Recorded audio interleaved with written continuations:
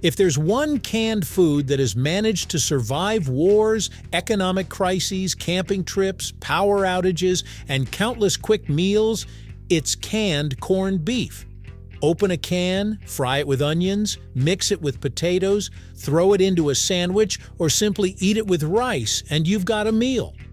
For generations, it has been one of the most versatile foods on grocery store shelves, but canned corned beef didn't become a pantry staple by accident. Its story stretches back centuries and involves sailors crossing oceans, soldiers fighting wars, and advances in food preservation that changed the way humans eat. In many ways, canned corned beef earned its reputation as the Swiss Army knife of canned food because it could do almost everything, last a long time, travel anywhere, and feed people under almost any conditions. So let's get into it, right here, on History of Simple Things.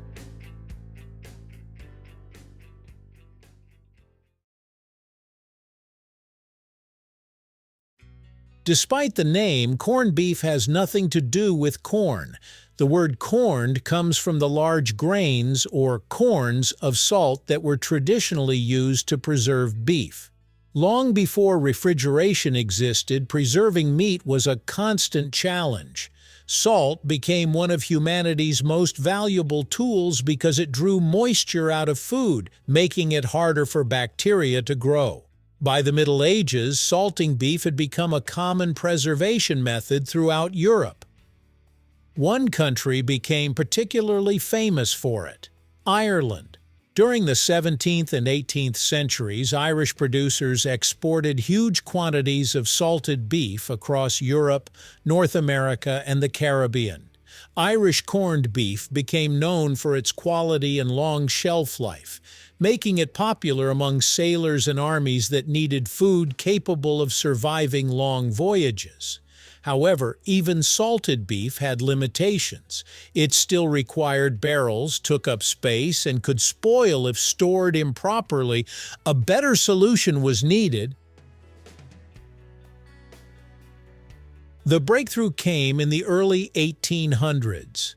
During the Napoleonic Wars, the French government offered a reward to anyone who could develop a reliable way to preserve food for military campaigns. A French confectioner named Nicolas Appert discovered that food sealed in containers and heated could remain edible for long periods. Soon afterward, metal cans began replacing glass containers because they were more durable and easier to transport. This invention revolutionized food storage. Suddenly, meat could be preserved for months or even years without refrigeration. Beef quickly became one of the foods packed into cans. By combining traditional salted beef with modern canning technology, producers created a product that was tough enough for long-distance shipping and reliable enough for military use. The age of canned corned beef had begun. Few foods have military credentials as impressive as canned corned beef.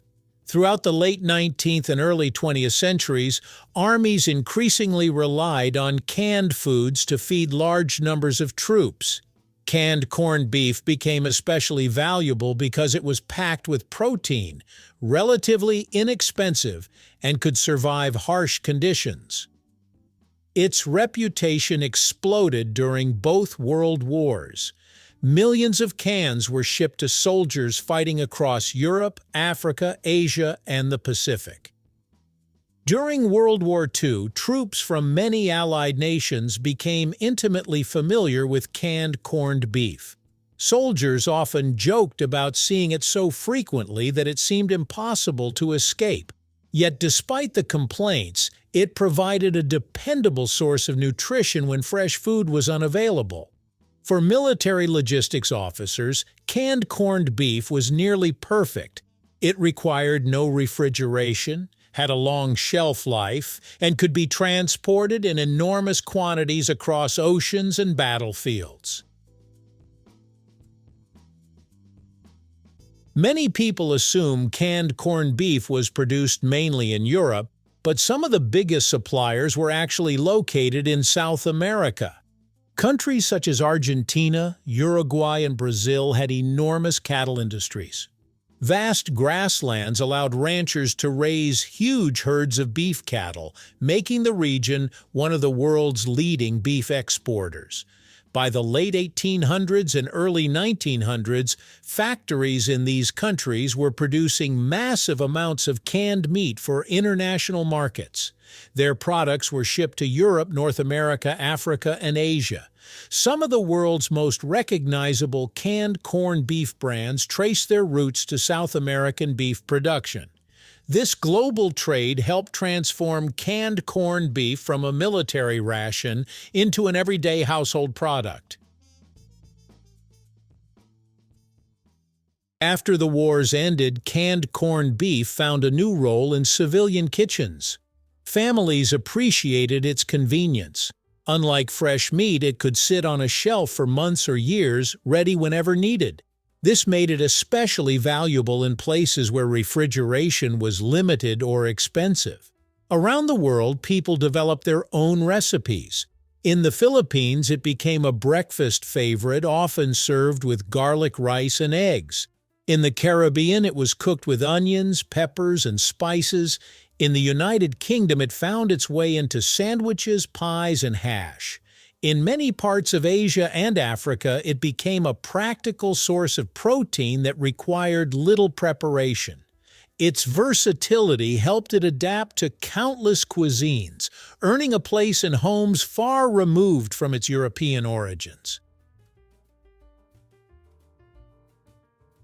From salted beef packed into barrels centuries ago to the canned staple found in supermarkets today, canned corned beef has traveled an extraordinary journey. It survived because it solved a universal problem: how to keep nutritious food available when fresh meat wasn't. It fed sailors crossing oceans, soldiers fighting wars, and families looking for affordable, convenient meals. Along the way, it became one of the most recognizable canned foods in the world. So the next time you open a can of corned beef, remember that you're not just preparing a meal. You're opening a small piece of food history, a product that has proven its usefulness for over 2 centuries and earned its nickname as the Swiss Army knife of canned food. Thank you for watching. If you have suggestions for our next video, feel free to share them in the comments below. We'll be sure to give you an acknowledgement for your contribution.